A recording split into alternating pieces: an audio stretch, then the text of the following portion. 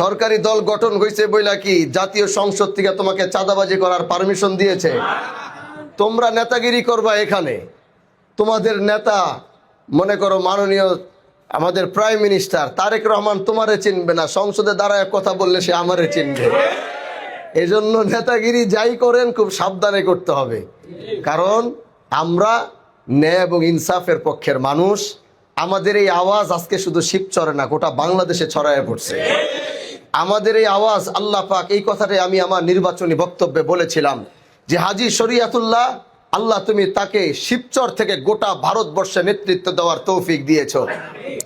আমি আমার বক্তব্যে বলেছিলাম, পিছনে নোট করবেন, এই কথাগুলো হয়তো রয়ে গেছে। আমি সেদিন দাঁড়িয়ে বলেছিলাম আমি আরেকবার এই শিবচর থেকে আরেকটি ডাক দিতে চাই, যেটা শুধু ভারতবর্ষ না, যেটা গোটা পৃথিবী ছড়িয়ে পড়বে। আর আজকে আল্লাহ পাক সেই দ্বার প্রান্তে, সেই রেল লাইনে, সেই পথে আমাদেরকে উঠিয়ে দিয়েছে। হয়তো আগামীতে যদি আপনাদের হানজালা বেঁচে থাকে, তাহলে গোটা পৃথিবী হানজালাকে নিয়ে আলোচনা করবে ইনশাআল্লাহ। এজন্য আমি আপনাদের সাথে কাঁধে কাঁধ মিলিয়ে সাথে থেকে চলতে চাই, আপনাদের পাশে থেকে চলতে চাই। আমি এরকম কোনো এমপি হতে চাই না, আমি আগেই বলেছি, আমি সেই এমপি হতে চাই না যে এমপি জনগণকে দূর থেকে হাত দেখিয়ে চলে যাবে, মাসের পর মাস তার জনগণের সাথে সম্পর্ক থাকবে না, এলাকার সাথে সম্পর্ক থাকবে না, হুট করে একবার আসবে চলে যাবে। এরকম এমপি হতে আসেনি।